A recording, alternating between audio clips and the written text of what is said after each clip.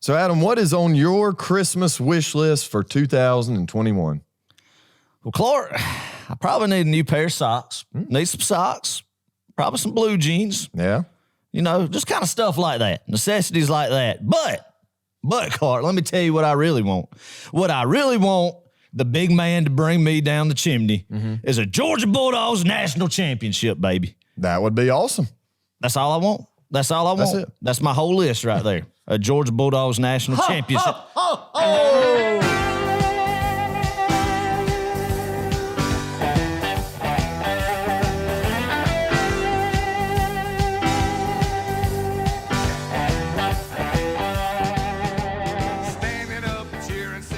Hello and welcome to Row 60, a Georgia football podcast. My name is Clark Gaines. Joining me, as always, Adam Thornton. Yes, sir. This is show number 16.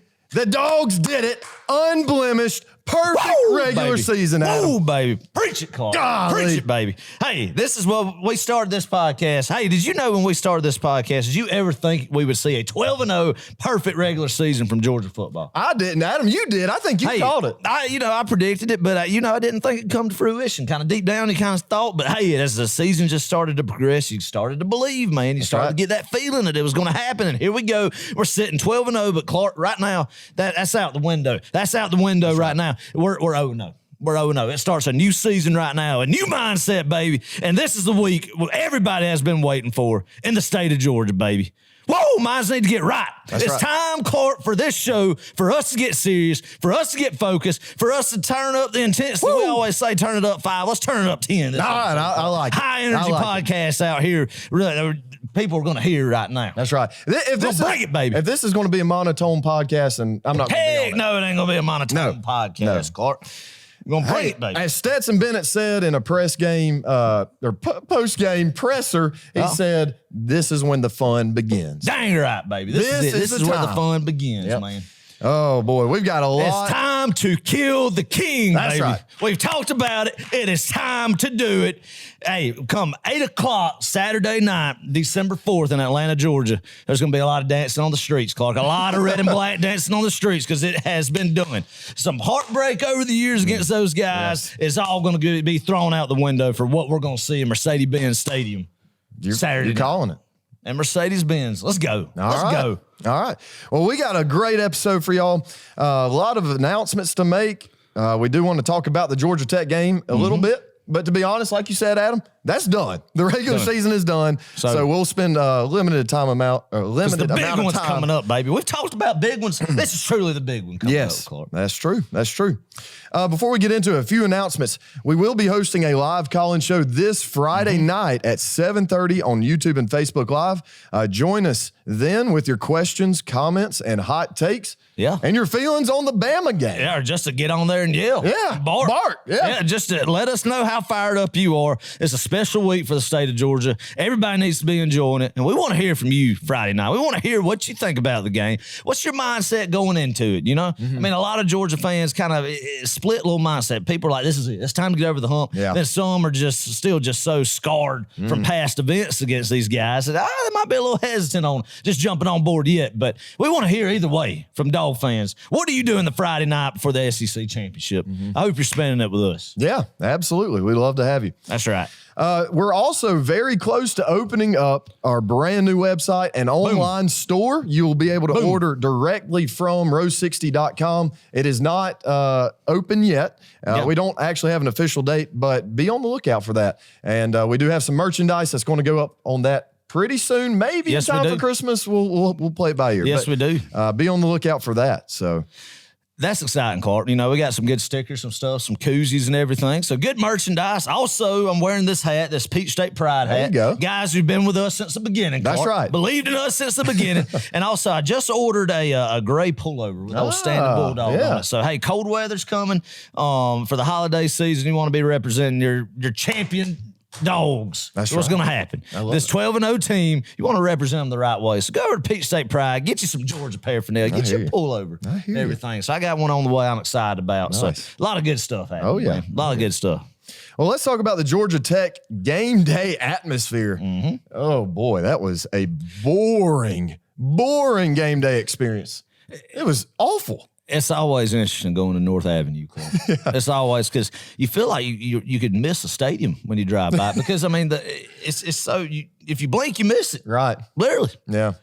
It's historic or whatever, but man, it was a fun day though. It was fun. It's always good to beat up on them, and for when you know you're good, Clark, is when the opposing team wants to shorten the game when they're down by 24 points and stay in a huddle and not run a play until there's under 10 seconds left on the play clock. Yeah, that's what Georgia Tech did, Clark. Mm-hmm. We broke the spirit on Saturday. I mean, I'm telling you, they shortened the game when they're down. I mean, didn't even try to come back. I believe Jeff Collins' mindset was, let's not get just completely embarrassed. Let's not get embarrassed 63, 70 to nothing type, and limited the times that Georgia could touch the football. Right. I mean, it was an absolute no pace. Yeah, it was an absolute UGA takeover. Adam, I think we both agree it was 80-20. Yeah. Georgia to Georgia Tech fans in that stadium. Absolute takeover. The red and black looked great. I like to call it Sanford Stadium Junior. Bobby Dodd's now Sanford Stadium Junior. We've never seen a takeover like that, or at least I haven't. No, and also, Trey Swilling, the kid who got his face slammed into the wall by George Pickens, said, when asked about the UGA fan takeover, he said this: seeing all the red on senior day and my last game here does not feel great. No. Everything these seniors went through, that wasn't good. Dang. Guys, y'all broke the kid's heart. I almost feel bad for Trey Swilling a little bit. But hey, good showing by the Georgia faithful, man. It just shows everybody is jacked up about this team right now, man. And any conversation you had with people, just, passing along with them, it's about Georgia football right now. I mean, this state is totally focused on it, and it's a good feeling. It's a really good feeling to know just the energy level and the passion that these guys is providing for a lot of people. A lot of people, that's where their happiness is, Clark. And I'll have to tell this story. There's a guy that I heard of that has AOS that went to the Georgia Tech game. Probably the last time he'll get to go see the Dogs play live. And I teared up a few times listening to that guy talking about that. And then when he wrote that, saying that he hadn't seen him in 13 years. He knows he's not going to be here much longer. Not to bring a somber mood to it, but it just shows that it's more than a game in a way. It means so much to people, and it brings so much joy to families and people. And that's what we want to do with this podcast to a degree, catapulting off Georgia football, is that, and to see stuff like that and know how special it is to folks. And the more me and you get out and we talk to people and they share their thoughts on it, and you see the joy in their eyes and hear it in their voice about what this team means to them, man. It just shows that here it's special. Right. It's special here. Yeah. It's special here, and it always will be special. But seasons like this is why we love it so much too. And embrace it, man. Embrace it. Yeah. God, I love it. Speaking of people we talked to, I was sitting in a deer stand with Mr. George Beasley. Shout out to him. And I sat in a deer stand with this guy 3 hours, and we talked ball the entire 3 hours in 27-degree weather at 5 o'clock in the morning. It was amazing. It's contagious. You're right. It is just contagious. It's a great feeling. It's something that we can all rally behind. It's not divided by politics or anything like that. So it's a good escape for people like us, Adam. And once again, like you said, this is why we do this, is to talk ball. I mean, it's an escape from the real world. That's for a right. little bit. So, that's right. My wife, listen to this, Adam, at the game, was literally checking emails during the game. And she turned to me and said, this game's pretty boring. What the world? Yeah. It was that boring. It was that boring. And normally Caitlin's into it now. Yeah. She will get into it. Yeah. But now, that's how bad Tech brought it. It was bad, man. That Tech team is one of the worst I've ever seen. Yeah. I think they fired the coordinators there. Going to give Jeff another year. We talked about that. It's hard when you take over a team and you transition to an offense. You don't have a tight end on the roster.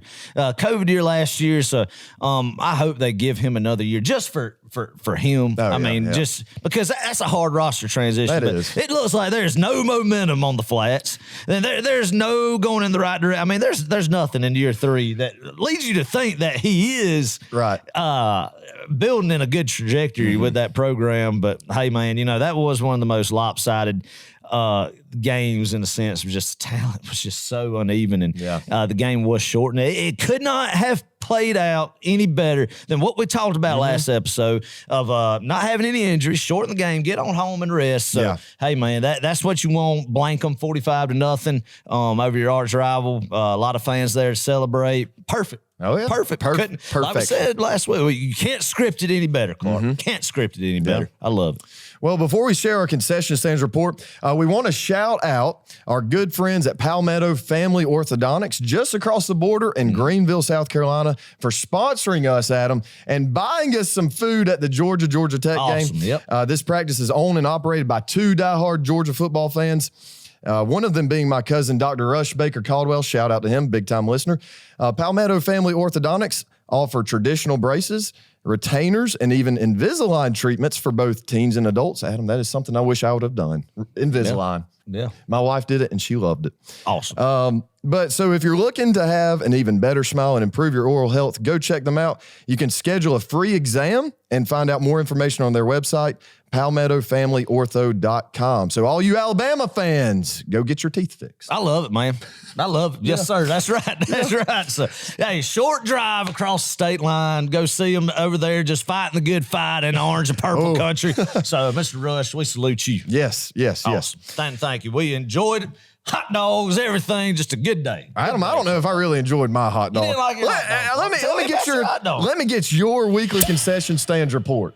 All right, Clark. Well, I got my hot dog, of course, and I got one thing I'll have to compliment the Georgia Tech concession stand staff about is their drink dispensers. They had Minute Maid lemonade. And I'm a big advocate of some Minute Maid lemonade, and you usually don't get that in a stadium environment. You know, you usually don't. So instead of getting a Coke, I plugged in with a Minute Maid lemonade with my hot dog. It was very enjoyable. Love sipping on the lemonade. Not something you get to really do in college football environments, man. So hot dog, it was all right. It was all right. I'm gonna go ahead since the regular season is over and real quickly run over my road dog. My road dog. I like that. Because Sanford Stadium, you know, is obviously a good dog. But let's talk about the road dogs real quick. I'm going to rank them. We're going to go with number one was Vanderbilt. Wow. Absolutely had two of them there and absolutely loved the Vanderbilt hot dogs. Number two was Auburn. Auburn had a really good hot dog. And then I would go with number three. We're going to go the Georgia-Florida game. Okay. I did not get one at the Dukes Mayo Classic. Number five, I believe Tennessee. Yeah. And then I think that's it.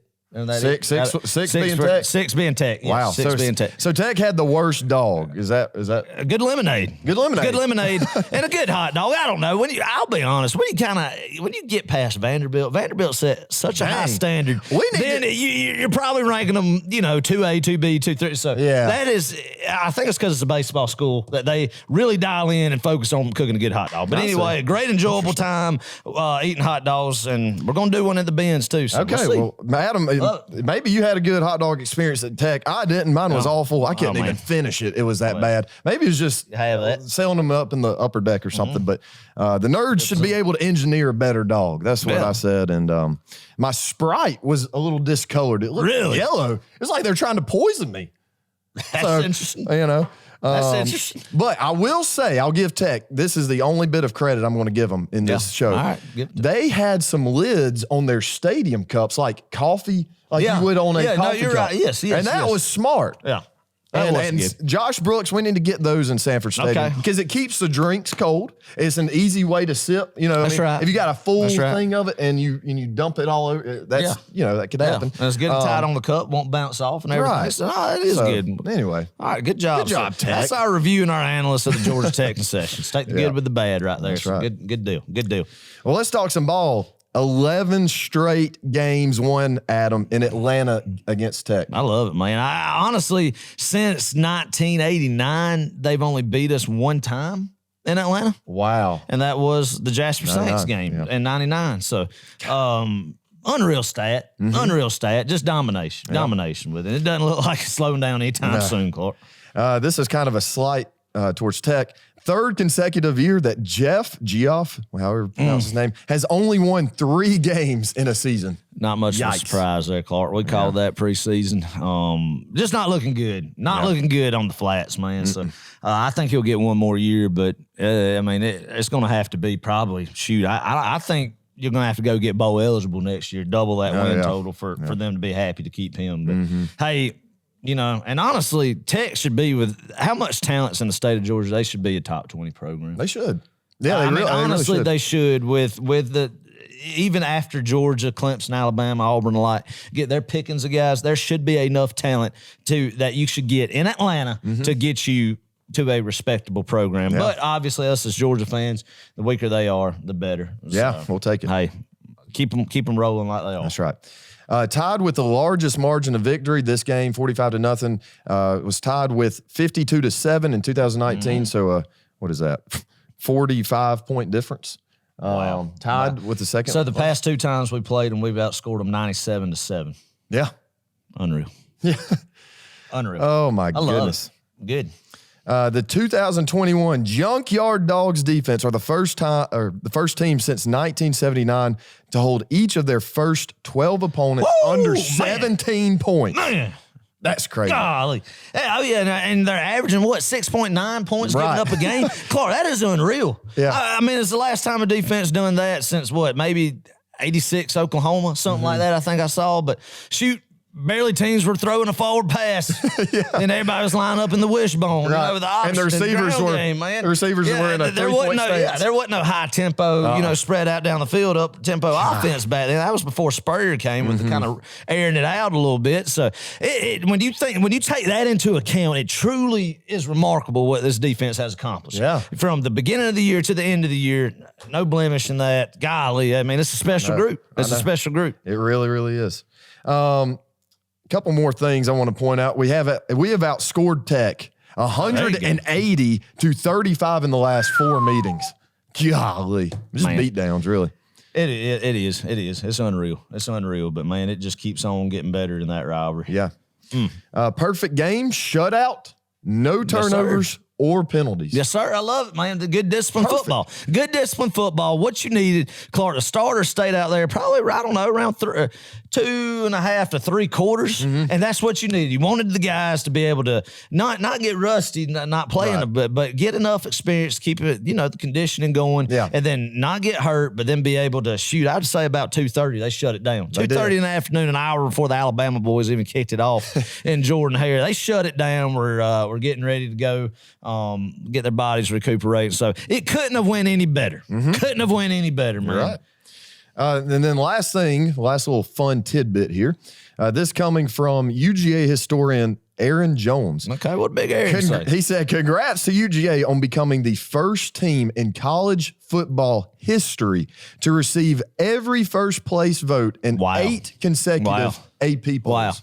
Wow. Hey, who knew? Let's go, man. Let's go. I mean, the 12-0, what you wanted, undefeated in the SEC, all, beating Clemson. It's what you wanted, but Clark, it's time to go, man. Yeah. It is time to go and win these next 3 football games and finish it out 15-0. Yeah. Keep the momentum rolling. Let's get the train fired up and go down the track. And let's take care of business. Let's finish this thing out right and make it completely just the most memorable year of Georgia football that we've ever seen. And a lot of people older than us have seen as well. Yeah. So let's go, bro. Golly. And wouldn't it be something if we won all of it this year, starting this podcast and doing all this at the same exact time? Wouldn't that be something? I love it. Yeah. And I think it's going to happen. It's going to happen. So it's time. Yeah. Now it's crunch time. That's crunch time. The talking part of it's over with, Clark. Right. We're there now. We're there now. And I mean, the adrenaline level is just pumping because it's time. Yep. It's time. Hey, to be the man, you got to beat the man. That's right. Well, we still got to go over some Georgia Tech stuff. Let's just get out of the way. I'm sorry. No, it's okay. It's okay. Let's start with offense. Brock Bowers is unreal. I know we keep saying that, but he is just unreal. He's a freak. 3 receptions, 100 yards, 2 touchdowns, and the slant he caught across the middle. He split the safeties. What tight end in America is doing that? And this kid did not even make the finalist for the Mackey Award. It just shows some of the stuff that's politicized with it. Just kind of, I don't know how in the world you could look and you could review. I haven't seen a tight end that should come even close to be. I mean, he should at least be a finalist for him. Man, yeah. I mean, that run, Clark, he looked like he got shot out of a cannon. He split those boys and, I mean, just was humming down through there. Been a great addition. What a true freshman.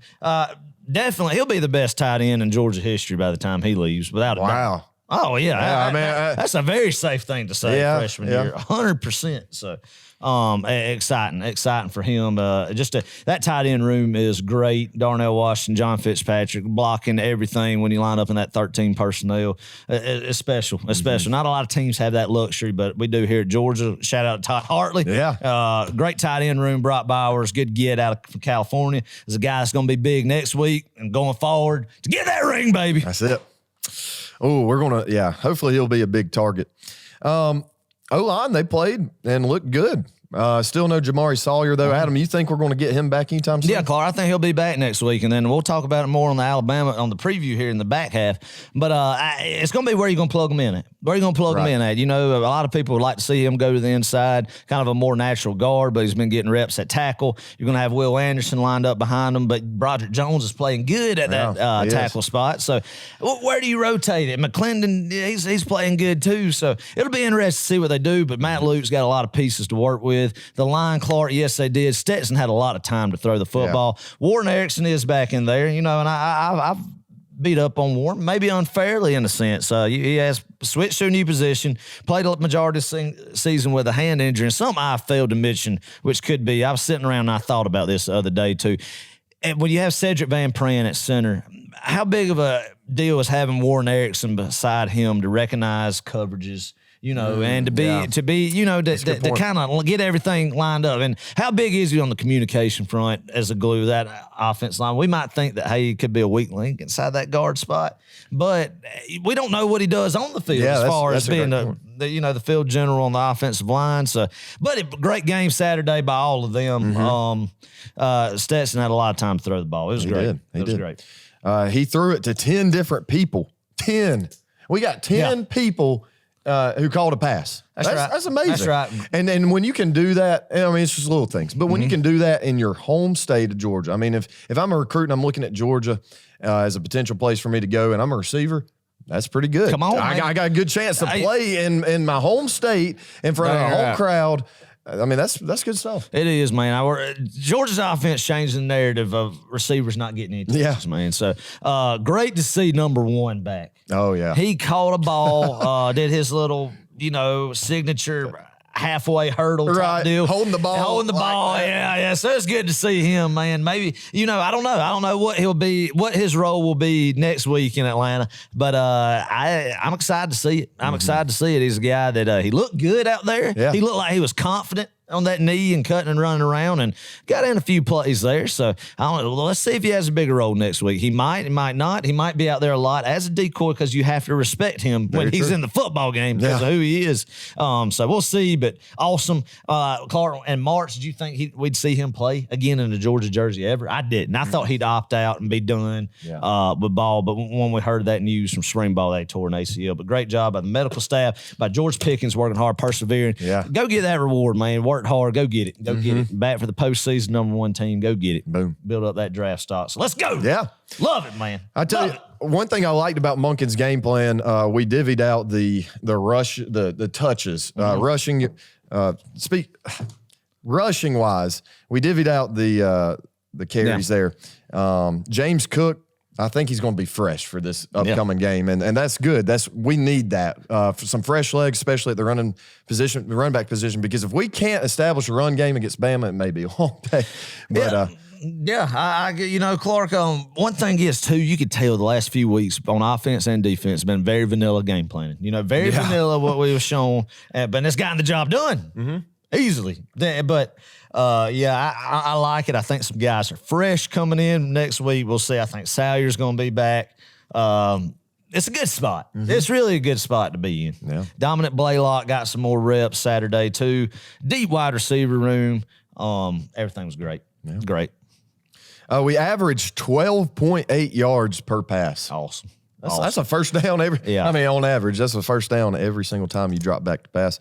And then average 6.7 yards per rush. I'm telling you. If we can do that against Bama, which I realize Tech and Bama are two totally different teams. But if we could put up numbers like that. But that's what you're supposed to do against teams like that. That's what the beauty of it is. What we haven't seen in the past is maybe playing down to competition level instead of, continuing playing where you're at. Right. And Georgia, that's what they've done consistently all year is play to the level of who they are and where they've been at week in and week out. And that's what's huge and what we hadn't seen in the past and what shows the maturation of this team and what they're all about. So that's exciting. One thing, too, on the offensive side of the football, you got to give Stetson Bennett his props. I love the touch. He had some real good touch on some passes. That one play where he was kind of dropped back a little bit and just seemed like just flicked his wrist through a beautifully just touch pass to Jermaine Burton in the back of the end zone there. There was one, that jump ball up to Brock Bowers. Right. Good touch on it.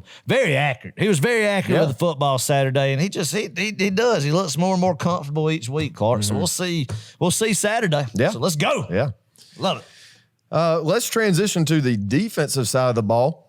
Little fun fact here: 25 players got at least one tackle in this football game. Yeah, that's nearly half your roster on an away roster there. Golly, 25 different players. That's good. Now some of those are also on special teams. That's but good. That's crazy. And I tell you, Clark, 25 players got a tackle. One thing, Tech did run the ball a little bit on us. There was times where it felt like, golly, you know what? But I think it was rotating a lot of guys, trying to, and probably didn't show as many stunts different looks or shifts or anything that probably keeping in our back pocket a little bit more. And so you have that, but I don't think that's a big indicator of anything whatsoever. Overall, shutout. What more can you ask for? So great job by those guys. Third one of the season. Third one of the season. Yeah. Easily could have been the fifth or so. I know. Some other teams. Oh, man. Great job by that unit. Continues to impress. Yeah. Continues to be a story. All right. Got to see a lot of guys rotate in and out. Man, love Dan Jackson, but I hope we can get Christopher Smith back healthy. We're going to need both of them. Yeah. We're going to need both of them, Clark. You talk about Christopher Smith. I think that is the key. Talk about it of what we need against that Alabama offense is get number 29 back healthy and in the game and kind of rotating either in the backside or that star position, kind of playing the flats and that slant route. But Dan Jackson, good game, man. He's solid. He reads it good. I saw there was one play, a little tunnel screen, bubble screen, whatever, and he just came flying from the third level and made the tackle. And smart, good high IQ guy. Right. That's what you got to have, especially in that. In that safety position. That's right. Somebody that can kind of coordinate everything because they can see the entire field. It's like the quarterback on the other side. And Clark, people talk about, well, man, I just wish Tyke Smith was still there. And I do too. I love Tyke. Yeah. He would have been a good addition. But Dan Jackson, and people think, oh, it might be a lot. When has he been beat? Have you seen a time where he's been beating coverage downfield where somebody slipped behind him at the third level? No, not at this point. Hey, now a heck of a challenge coming up next week. But nonetheless, man, that guy deserves to be out there. And he has done a good job for Georgia. Yeah. Led the defense in tackles for multiple games. So that's my Dan Jackson ran. He's fired up for Bama. I'm fired up for Bama. Everybody's fired up for Bama. Let's go. Let's go. William Poole. Hey, you called him out last podcast, said he would get some more playing time. I don't know. It just kind of, I don't know anything about why. It just seemed like he looked comfortable out there, but maybe some difficulties with Breeny going on with reading some coverages and maybe not lining up right and stuff like that William Poole might get an opportunity, kind of rotating in and out. However you're going to flip those 5 or 6 DBs you have going in, rotating between star, safety, stuff like that. And it looked like William Poole was out there for 36 snaps. And I think next Saturday you'll see him out there too. So we'll get more into that. But good on him getting some reps here at the end of the year and contributing. One guy that kind of stood out to me on Saturday was Jamon Dumas Johnson, freshman. Yeah, has been playing. Big kid.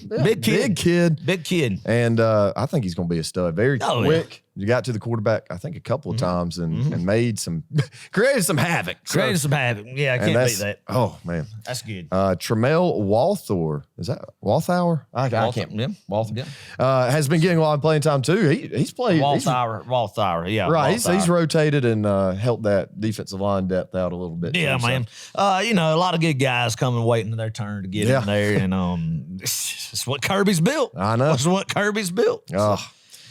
Well, good game overall. Anything else you want to say defensively? Defensively, there is nothing else. Just running on all cylinders, clicking on all cylinders, just running like a just fine old machine right there. Well-oiled machine. I love it. Yeah. Love it. Okay, special teams, last unit.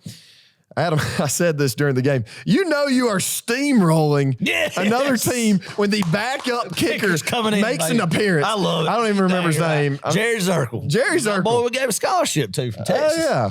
So, is he a freshman? Or he's young? Be a sophomore. Okay. I don't know off the top of my head. He's young. He's young, but I know he's been in the program for a couple years. Maybe. And I mean, good strong leg. Right. Good strong leg. So we even have depth at kicker, Clark. That's it. Oh, man. Only punted once. Didn't have to punt except that one time. And really, I don't remember what happened there. Do you remember? I think it was a good punt. I think it was a good. No. I'm saying what led to the punt, though. I don't remember. I can't just off the top of my head think about what happened. I think we maybe ran it a couple times and had an incomplete pass on third down, possibly. I'm not 100% sure. Can't remember that. All that to say, it is good that we only punted once. Love Jake Camarda, but we don't want you out there, buddy. That's right. Don't want to see him on the field. That's right. Just be on the sideline, cheer him on. Yep.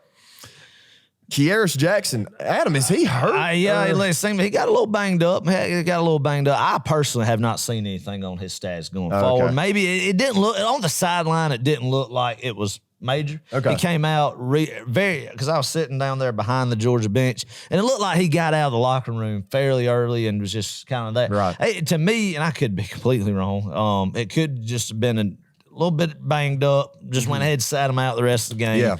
Be back next week, maybe. There you go. So, well, I'm still holding on to the fact that this kid's going to get one before the season's done. He's going to take it to the crib. I don't know when. Well, there ain't no finer time till one of the next 3 games. That's true. Hopefully so. That's very true. Saturday sounds like a good time. Let's talk about Saturday, Adam. Woo! Yeah. This is what it's all about, Clark. This is what we wait for, is to make the SEC Championship. Win the East and you get the SEC Championship, and you get Alabama, baby.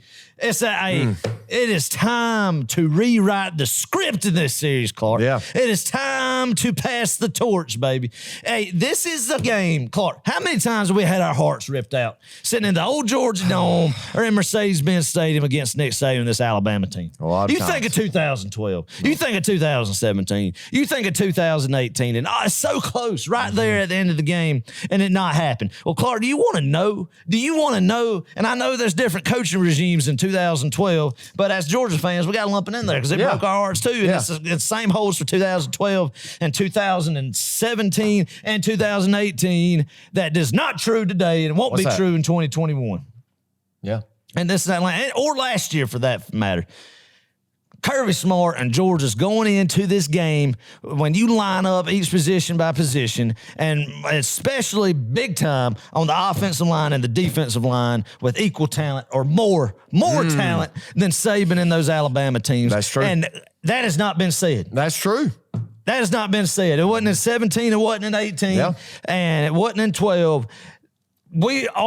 Georgia is superior in the trenches. And to win games like this, you gotta manhandle the trenches, Clark. That's true. And that's what's giving me a lot of confidence going in, man. This is where it's been built. When you come in, you look at it, and you thought about those teams, Clark. Those old Alabama teams, they were built on defensive fronts, man. Right. They always had those dominant defensive tackles, linebacker play, and big boys. Not necessarily quick, but big, overpowering. And guys, those were the guys Kirby brought in. Dang right, he brought them in. And you think about some of those early Alabama teams, great offensive lines, just maulers like Barrett Jones, a center in 12. Some of those guys could wear you out, and really were difference makers up front. And there's talented guys there, but there's some younger guys on that offensive line. I believe it. What I'm saying is vulnerable. It's vulnerable in the defensive line depth that we just salivated over back when Alabama had them. It was truly. We wanted that depth bad because we needed to build a championship team. You needed depth in the defensive front. That's true. and talent. And we've got it those now. guys that can plug holes and be dominant on the defensive line. It's there, Clark. Right. So that means it's time. Let's go. Adam, let's talk a little history about this game, this series, and boy, we've had some heartbreaks. Alabama does lead the all-time series 41-25-4. Yeah. They have the longest win streak, 2008, 2012, 15, 18 again, and 20. Bama has only been an underdog once in 12 straight years. Adam, do you know the other game in which they were an underdog in the past 12 years? I was definitely in the rain in 15. Yep. 2015. Woo. Georgia, Bama. Let's forget about that one. But they are an underdog, Adam. Yep. This game. Current line is Georgia by 6. Awesome. Interesting. Hey, I love it, babe. So, Adam, let's talk some ball here. What are the keys to the game? And my dad, the famous saying he brings up is, well, the key to the game is just score more points than the other team. Of course, obviously. It needs to be done. Yeah, well, but how do you do that in this kind of football game? You want to talk about the offense, Georgia's offense first against Bama's defense? Let's talk about that first, Clark. Alabama's Alabama. They're going to have talent on defense, right? You know that. I know that. All God's children know that Alabama's going to have talent. But this team just seems like maybe it's a little bit not as mature, not as consistent on the defensive side of the football as some of the Saban teams in the past. Talent there, but the communication seems a little bit off.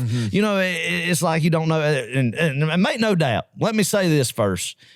Georgia's going to get Alabama's best shot 100% of the season. Yep. So you could throw what you've seen against them, against LSU, all that. Bama, Arkansas. It's like, dang, it encourages you out the window, Clark. Because Saban will have these boys prepared. So let's throw that out the window right now. But what you have to do, really, I think the key on the offensive side of football for Georgia is you got to find where number 31 is, where Will Anderson is. And I want to say that you run your 13 personnel. I love the advantage of 13 personnel because you got playmakers who can catch the football. 13 personnel for everybody out there is 3 tight ends and a running back in the game. And you're able to dictate by running little dig routes, but blocking. Yeah. So you have a guy like Big Darnell Washington and there where line them up where Will Anderson's going to be. Give that tackle some help. Yep. And the running backs, you know, we got some good blocking running backs. So, you know, some guys who can pick up some blitzes, some mature guys like Zamir and James Cook who could pick up some blitz packages if they send Christian Harris or Will Anderson. So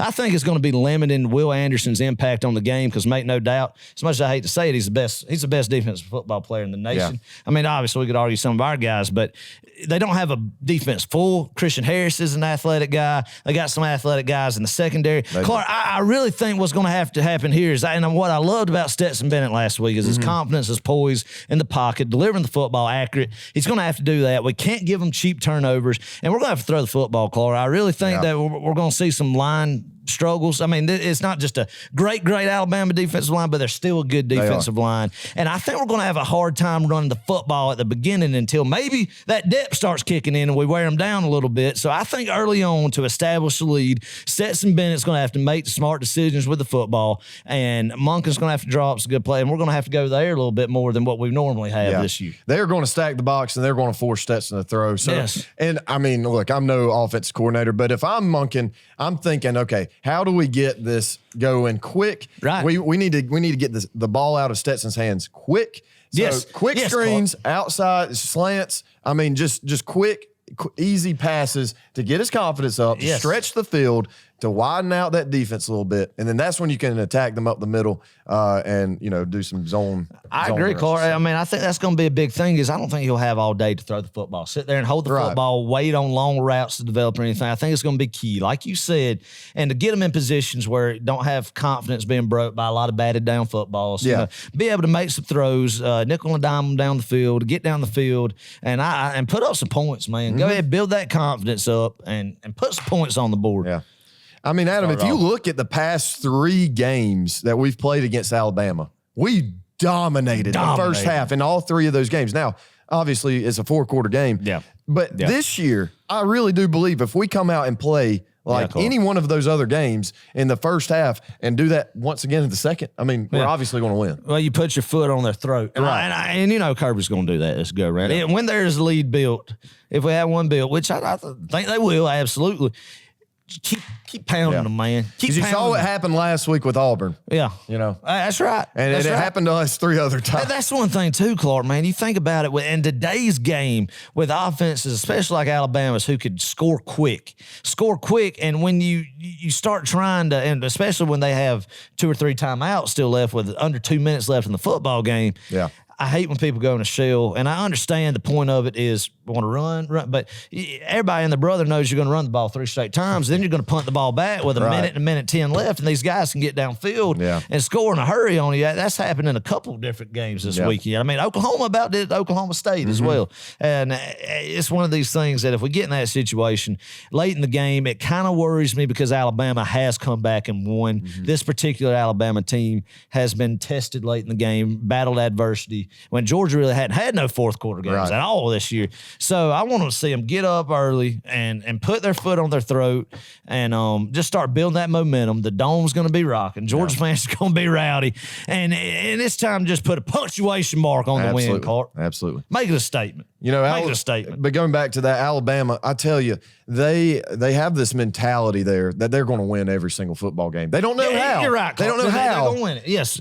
Whereas other teams just hope to win those kinds of games that, you know, they were in last week. They just know it. They don't know how, but they know they're going to win. And that's what makes them so dangerous.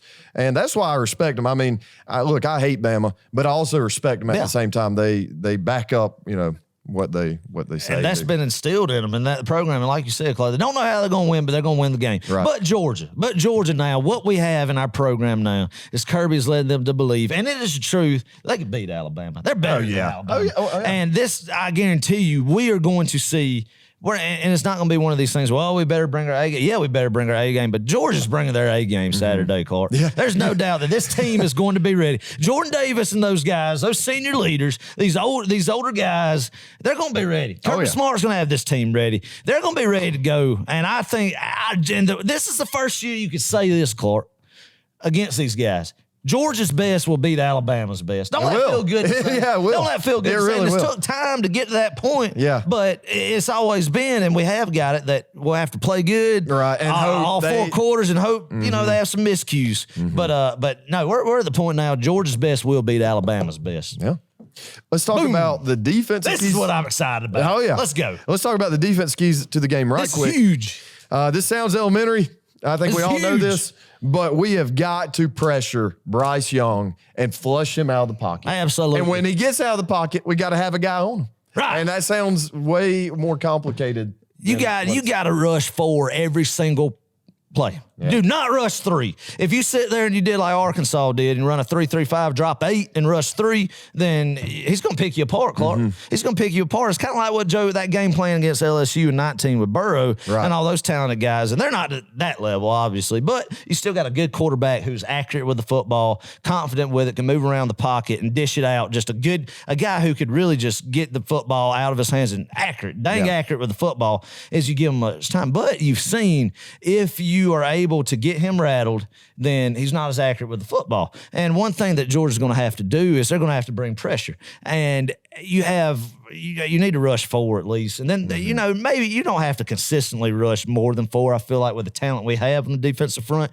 But you're going to have to disguise some blitzes, Clark. Right. You're going to have to disguise them with our inside linebacker speed and be able to use that, some delayed blitzes. I think, obviously, Alabama's got a good, smart coaching staff. Their script, their offense plays it first. Going to think our defense is going to be aggressive coming after them. Yeah. That's why you kind of throw in some disguises, maybe some delayed blitzes, because I think you're going to see them open up with some screens, some misdirection handoffs, or so to speak, and try to, you know, get our guys to over pursue and open up some lanes and some creases for some big play opportunities, because they know that we're going to be aggressive. We're not going to drop back 8 and rush 3. That's not the key to beating this team. When they stack receivers up, I think like we did at Tennessee, and being able to roll that star down. Roll that star, racking them, and roll that star down and be able to hit that. But the big thing, I think, Clark, is you don't let number 1, Jameson Williams, and 8 Mechie get into space. You don't let the slant beat you, Clark. Yeah. Don't pressure them and then have Bryce Young be able to just dump it off over the line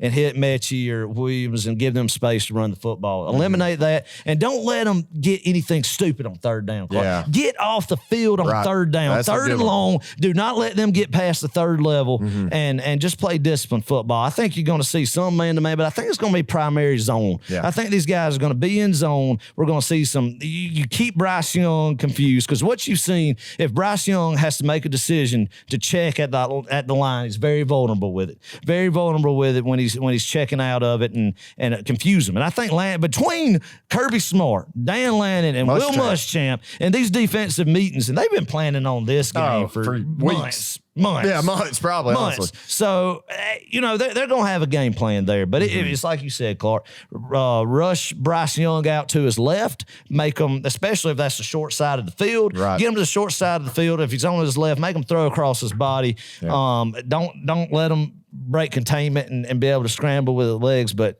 just put pressure on them. I think we're going to be in good shape. I don't think they're going to run the football, especially if Robinson's not ready to go. I wasn't really impressed with Trey Sanders, and some of those guys, but I feel like we're going to be able to stop the run. It's all about eliminating the pass. And I think what will kill us and be the difference is if we let them get little mesh routes, dig routes, and really get those guys in space. If we can eliminate that.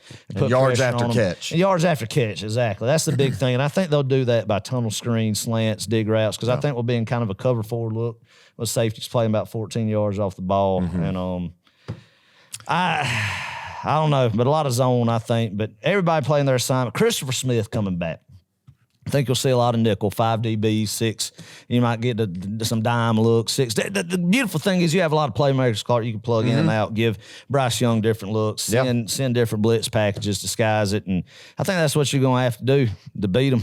And don't let them get past the third level. And Georgia's done a good job of that. So that's it, baby. Just go do it. Go execute. It's there. The game plan's there. Right. LSU wrote the script. Auburn wrote the script. And Arkansas gave you the complete opposite of what you can't do by running the dang 3-3-5 defense against this team. The bottom line, and Florida did too. The bottom line is, Clark, get pressure in the man's face. And don't let him sit back there and pick you apart. He'll throw for over 500 yards. I don't care who's back there. He's that good. He's that accurate with the football. But when he's rushing, there's a lot of quarterback hurries. Go get 5 or 6 sacks, Clark. Right now, they're going to sack Bryce Young 5 times. At least 5 times in this football game. Book it right now. Them boys are going to eat. You wish you had Adam Anderson in this game, Clark. You really do wish that. But, hey, that don't do us any good talking about that. But you got guys like Channing Tindall who are quick. You could rush Robert Bill off the end and then bring in Tindall right behind them. Guys quick to get to the quarterback, and I'm excited about it. I think they'll feast off that right tackle of Alabama. The inside guard, this isn't the Alabama offensive line that we've seen in years past. A lot of opportunity there, and we got the best defensive coaching staff in the nation. They'll exploit it. It's just all about going out there and executing it now. Yeah. Just trust all about the plan. You go and you get him, and then you tip your hat to him if he does beat you when you send that much pressure on his face. So let's go. Let's go. Let's do it. It's time to shut it out, That's baby. it. It's time to kill the king. It's time to end Bryce Young's Heisman chances, and it's time to show that good defense beats good offense, That's baby. it. Get back to the roots of football. Good defensive football, Clark. Defense wins championships. Hadn't seen that in a while. I know. Let's see it Saturday night, baby. Let's do it. Woo! Let's go. All right. Spitting everywhere. Let's go to last week's pick'em, and then we're going to pick that. Obviously, the Georgia-Alabama game. We are Here a little bit later. Best time, baby. Okay, let's start. Woo! Ohio State at Michigan. Oh my gosh, this game 42-27. Obviously, Michigan won. Oh my gosh. Clark, I didn't think that was going to happen. Me neither. I didn't think that was going to happen. I've been talking about how I was scared of Ohio State, and a lot of guys that are very NFL guys, receivers, running back, quarterback, a lot of high-flying offense. But you know what Michigan is? Michigan is physical. Michigan is a physical football team. And they line up, and they dominated the trenches. Their O-line won the game, and their D-line won the game. And when you're physical like that, it shows you can expose teams like Ohio State. I think it's definitely on the defense side of the football pretty soft. And on offense, I was completely wrong about that. So Me too. Harbaugh's got them clicking, man. They're a physical football team. You got to admit that. So that is one team we could potentially see at the very end. It is. Assuming they beat Wisconsin. Offensive line. Yeah. No, they play Iowa now. Wisconsin got beat. So. Oh, shoot. Yeah, so that's right. Iowa That's in the right. Big Ten That's right. Championship. Wow. That's right. Okay. FSU at Florida. Wow. Florida won it then, didn't they? They did. Nah. 24-21. Well. Their interim coach, I believe, was their special teams coordinator, I want to say, maybe receivers coach. So. Yeah, he might have been a running backs coach or something. I know he was the interim at Mississippi State when Dan Mullen left to take the Florida job during the bowl game. So, yeah, he got the Gatorade bath. They're bowl eligible. Everybody in Gainesville. Billy Napier's their head coach now, Clark.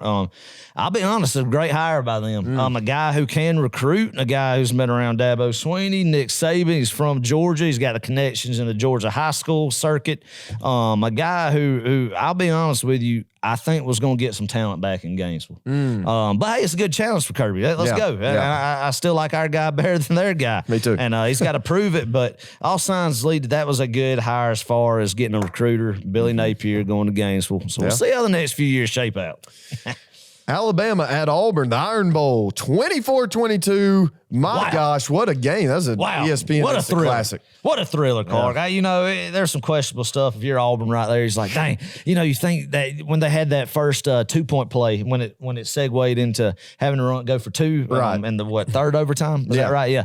So you think, dang, why didn't they throw that throwback to the tight end during the first overtime and just end it? Yeah. Especially when you got a quarterback who can't walk, or either when it was that 3rd and 1 after Bigsby got out of bounds and you just need one more first down to secure it. Right. It's 3rd and 1, you're in the gun, and you run a draw. Everybody and their brother knows you're going to hand the football off to Tank Bigsby up the middle. Yep. They crash, 3 or 4 yard loss. You got to punt the football away and give Bryce Young a minute to go. That's what I'm saying is it should the approach be, I know, and now if it doesn't work out, then you're definitely been called an idiot for not trying to. But when they could stop the clock by doing that, is it time for the offensive game to adapt to maybe trying to get a little bit more aggressive with getting like a first down right there instead of the predictable thing, hoping, especially against guys that you're not 100% sure if they'll out physical and outman the guy in front of them to get a yard or something. Right. So, I don't know. I mean, you look back, and I'm definitely no offense coordinator, no coach whatsoever. Be like, man,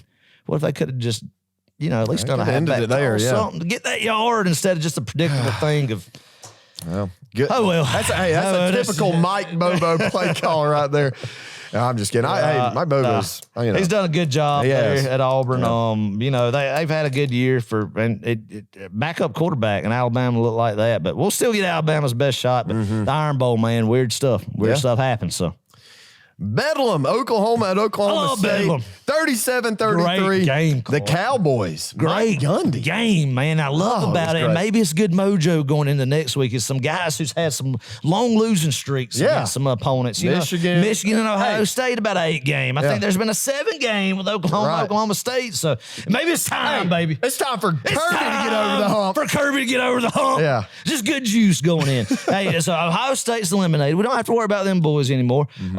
Oklahoma State officially eliminates Oklahoma. Good on Mike Gundy. Yeah. That was a great game. Another game where they about let Oklahoma back in the game, and Caleb Williams came down the field trying to be a little too conservative with the football and not being able to put that stamp on it, get that first down to run the clock out. But I love Bedlam. Overall, Clark, last Saturday was one of the best college football days I think we've had in a couple of years. Awesome. Really healthy for the sport. Really healthy for the sport that you're going to have new playoff teams this year. It ain't going to be the Ohio State, Clemson, and good Lord willing Alabama's anymore. Get some interest back in Triggs. So Saturday was a great day for college football. Sure. Wild ending. Oklahoma State fans went crazy. Clark, I think they'll be in the playoffs. Really? I think they will. They got Baylor's a decent team, but they got them at home, right? Because they play Oklahoma State. Well, they play in Dallas. That's right. They play in Dallas for the Big 12 championship. Okay. If they could beat Baylor again this year, then I think they'll go bowling. What's going to be interesting to see, are they going to jump Cincinnati? Because if they don't, and let's say it plays out that Georgia wins Saturday, and you get Georgia, Michigan in the 2 seed. Or is Oklahoma State going to be the 4 or Cincinnati going to be the 3? Now, if Oklahoma State jumps them this week after beating a top 10 Oklahoma team and goes to that 3 spot, it should tell you that's probably where they're going to be. Georgia lines up with Cincinnati. But if Cincinnati is the 3 and Oklahoma State's, the 4, it might be that we get Oklahoma State in the first round, and that should be a very big indicator where this team will end up in the semifinal. Yeah. Instead, you're not going to go play Oklahoma State in Dallas if you have that choice, and you do if it's a number 1 seed. Right. You're going to go play them in Miami. Right. So interesting stuff to look at. Yeah. Interesting stuff to look We'll at. talk more about that next week. Yep. Clemson at South Carolina, the Palmetto Bowl.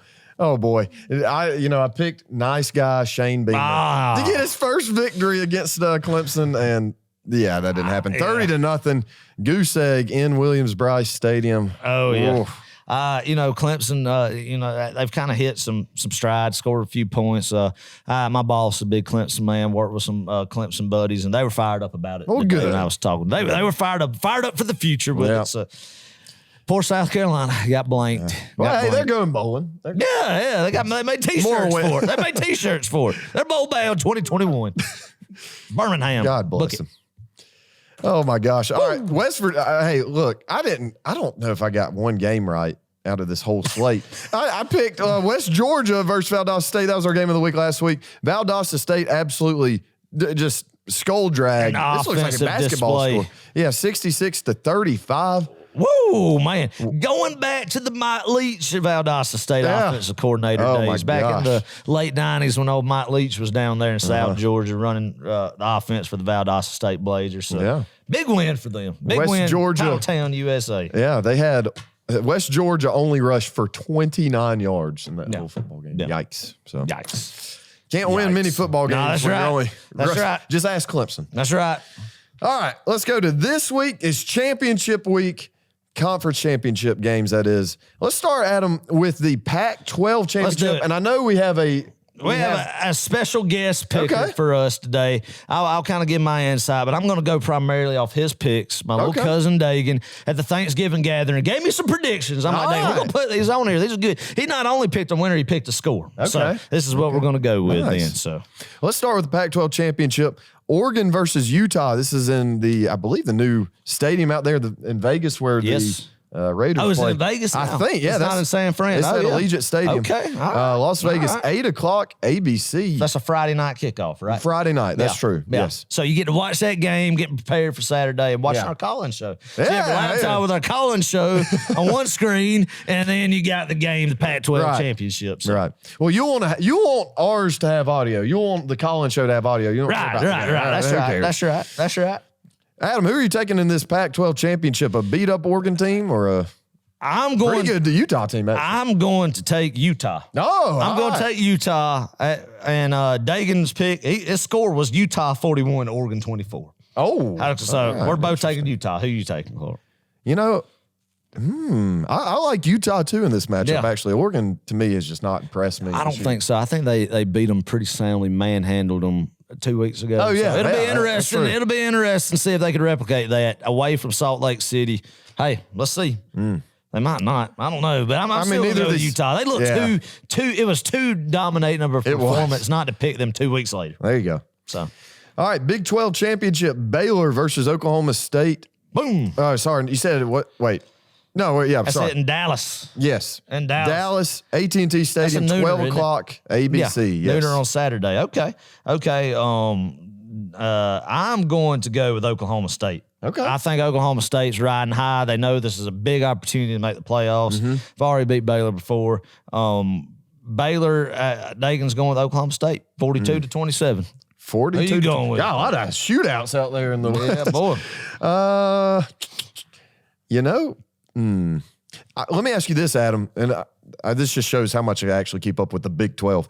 Does Baylor, if they win this game, do they have a legitimate shot? I've heard some rumors. Yeah, I think there is there. It's all going to come down with how impressed. It's Georgia beating Alabama. Right. And then it's going to come down to Cincinnati beating Houston. There's still going to be a lot of pandemonium Saturday, Clark. I love it. How does the playoff committee respect Notre Dame? Are they going to respect a one-loss Big 12 champion? I think with Oklahoma State, definitely will get in the nod over Notre Dame. It would be interesting if they would jump a idle, move forward a Notre Dame team that's going to be idle conference championship weekend over a Baylor team that just won a top 10 matchup in a conference championship, Power 5 conference championship. And they might just make a point and jump Baylor over Notre Dame and do it. So I don't know, Clark. That's a great question. I tell you, that's a great question. I'm going to take Mike Gundy and the Cowboys. Yes, sir. That was a fun game the other night. Just for that very reason, I'm going to take them. So good defense. They got a good defense they do. and decent offense. But I love the matchup if we get to play them. So. Me too. American Championship, not a Power 5 championship, the Group of 5. Houston at Cincinnati at Nippert I hope I said that right. Stadium, 4 o'clock, ABC. That is played at Cincinnati. Yes. And for that reason, I'm just going to go ahead and take the Bearcats. They're in. I mean, Clark, I don't know. I mean, old Dana Holgerson, he's got Houston lost to Texas Tech on opening weekend and reeled off 11 straight since. So this is a sneaky good game that we're not going to be watching because it's going to be the same time of the SEC Championship. But I think Cincinnati will win it. Dagan has them winning it. Dagan has them winning it 38-34. I like that score. I think it'll be closer than most think. Interesting. What surprised me of the fighting Dana Holgersons and the Houston, what are they? The Wildcats. Wildcats, right? No. Cougars. Cougars. The Cougars. That's right. God, I had a brain fart there. But yeah, the Cougars pull it off. Yeah. Wouldn't surprise me. I don't know. That would create some chaos. It would. That would. It would. Poor Cincinnati fans. We'll see. Oh, man. All right. Big Ten Championship. Michigan versus Iowa. Ooh. Lucas Oil Stadium. That is where we will be playing the national championship game. Yep. 8 o'clock, Fox. Adam, who do you like in this? Oh, I tell you, Clark, I'll say Dagan's going with Michigan 38-24. Mm-hmm. I think that's a good score. I'm telling you. You think it's going to happen? I think Iowa's going to beat them. Oh, my goodness. Let me tell you why. I mean, sure enough.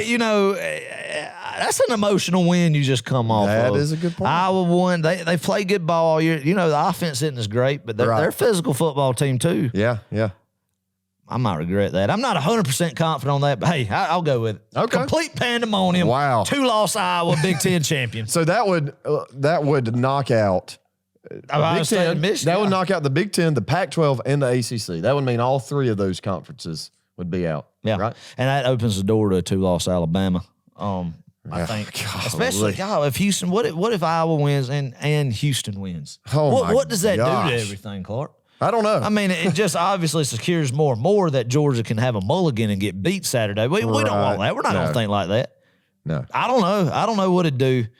Maybe we just need – I'm cheering for Michigan to win because just go ahead and put them in. And let's just get Bama out. I don't want Alabama to even sniff the playoffs. It'd be a discussion Sunday morning after Georgia gets done with them if they should be in the playoffs with 2 losses. Yeah. But I will go with Iowa just to make it interesting. Right. I'm going to stick with Michigan and Jim Harbaugh. They look pretty good though. They did. Good physical team. Okay. Good lines. Last but not least, the worst of all the conference championship games. Gosh. The ACC Championship. Pittsburgh versus Wake Forest at Bank of America Stadium where we started off the season. 8 o'clock ABC.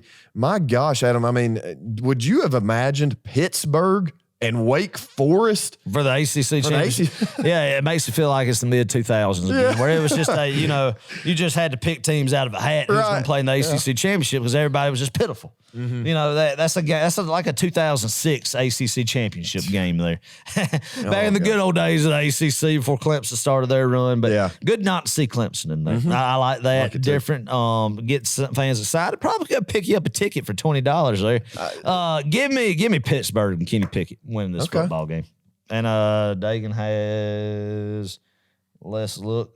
He has Pittsburgh winning as well, 35-28. Well, I guess I'll go with Pitt. Kenny Pickett's a good quarterback. Wake Forest has a good offense, but I think Pitt's going to win. Okay. Me too. So let's go with Pitt. I guess. What, you said tickets are $35? I literally don't. Yeah, tickets are $35. Who cares about this game? Like, I mean, really, whatever. No, we don't whatever. All right, we are skipping the game of the week. Because we got to focus. Because we actually have the game of the week. We got to focus on, that was fun and all. We're gonna pick it back up next season. Absolutely. But it's time to get our minds completely right. That's right. We can't be talking about Division III football at this very moment, Clark. We can't. Mentally prepared. Golly. So. All right. Georgia versus Bama, 4 o'clock p.m., CBS.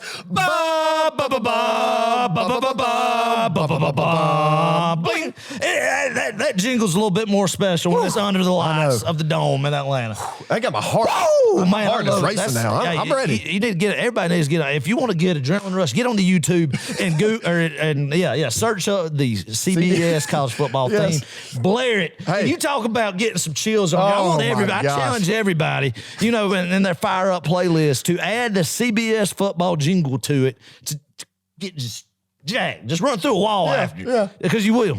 Oh, my God. Everybody needs to listen to it. This one. All God's children. Whoa, well, this is the CBS football theme jingle. This is great. Oh, boy. All right, I'm going to give you my score prediction, Give Adam. it to me, baby. You're going to give me Tell yours. me about it. Give us a pep talk first, Clark. Give us a pep talk first. Tell them it's time. Tell them it's time. It's time to let the big dog in. It's time to kill Cast the king. out some demons, baby. Listen, exercise those demons. Yes. Let's go. The last time I witnessed a Georgia-Alabama game live was 2018. You too. And it was miserable. It was miserable walking out of that stadium. Should have won it. Should have won it. Should have won it the year before. Should have won it last year. Should have won it in 2012. But it's woulda, shoulda, coulda. Not anymore. The Dogs are doing it this year, people. Boom! 26-14. We're getting a defensive touchdown and a safety. That's it. 26-14. 26-14. Whoa! 12-point victory. Give me the Dogs. I love it. Adam, let me hear it. This is what we waited on, Clark. This is why we do this show, is for these times. This is why you, I, and you on the camera, who's listening to this, lives, eats, and breathes Georgia football. It's for games like this. That's right. For games like this, Clark. This is why you go out and you spend time looking at Georgia websites, getting fired up, watching replays, talking at the water cooler with everybody on work on Monday mornings about how the Dogs did that weekend, telling your children about Georgia football, going and buying your children Georgia football jerseys for Christmas. Yep. It's because for games like this, it's what instills the love for Georgia fans and what makes it special. And with Kirby now, we're being blessed with them more and more. Mm-hmm. But still, that doesn't mean that you shouldn't cherish every one of them, especially this one. Guys, this is the first time. I mentioned earlier in the show, Clark, this is the first time. You talk about all those heartbreaks, and they hurt. They hurt. Let hope creep in. Yes. We've talked about not letting hope creep in. Let hope creep in, because this is the first time that when both of those teams look out of the get out of the tunnel, they meet in midfield, you see both of them. Georgia passes the eye test more than Alabama, or just as much. This is the first time, people, in the Saban era, that when Georgia has played a Nick Saban Alabama football team, that when you line up talent, Georgia's right there with them. If not better. Probably better. More depth, absolutely. So it's time, baby. It is time to kill the king. It is time for everybody on Sunday morning and Monday morning to be talking about a Saban run. Right. Is there a passing of the torch in the Southeastern Conference Championship, Clark? People are going to be talking about it. That it wasn't just some fluke win. Yeah. It wasn't a fluke win, Clark, because Saban's going to be looking beat down on the sidelines, Clark, because this Georgia football team is going to do something to Alabama. Not just a fluke little field goal win at the end. They're going to physically and mentally beat them down, Clark. Physically and emotionally, Georgia's going to take over in the second half, beat them down, wear them out, play old Alabama football against Alabama, and it's going to be like Nick Saban just got his tail whooped by his pupil, Kirby Smart, and maybe we need to start thinking about that. There's a changing of the guard in the Southeastern Conference, Clark. Give me the Dogs, baby, in a big physical football game, pulling away in the second half, depth kicking in, that depth that we finally got more than Alabama, 34-17, SEC champions, baby, rolling into the playoffs. It is time not to kill the king, this time to freaking take the crown and bury it on the ground with them. Let's go! Woo! Go Dogs.